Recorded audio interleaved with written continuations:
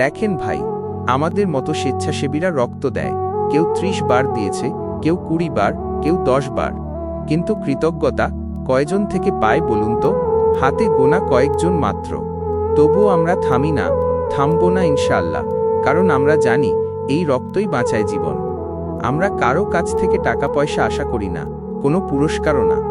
শুধু রক্ত দেওয়ার পর কেউ যদি সুন্দরভাবে একটা কথা বলে, ভাই ধন্যবাদ, আপনার জন্য মানুষটা বেঁচে গেছে, এই একটা কথাই মনটা ভরে দেয়।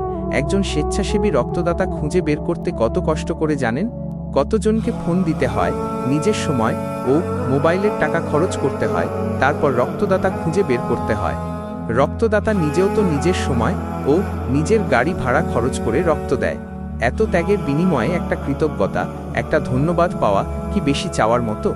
তারপরও রক্ত দেওয়ার পর রোগীর লোক একবারও জিজ্ঞেস করে না, ভাই আপনি কেমন আছেন, ঠিকভাবে বাড়ি পৌঁছেছেন তো? আসলে টাকা পয়সা বড় কিছু না ভাই, মানুষের কাছ থেকে একটু কৃতজ্ঞতা, একটা ধন্যবাদ, এইটুকুই দাতার মন ভরে দেয়।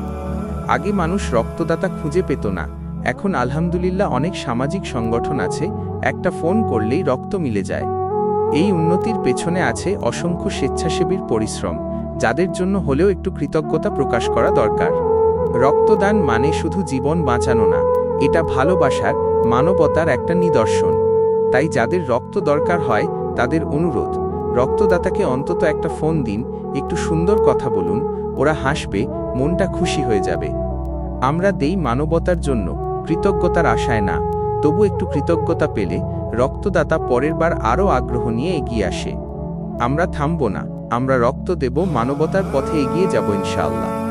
সৌজন্যে সাতকানিয়া লোহাগাড়া মানবিক ফাউন্ডেশন, মানবতার পথে আমরা আছি পাশে।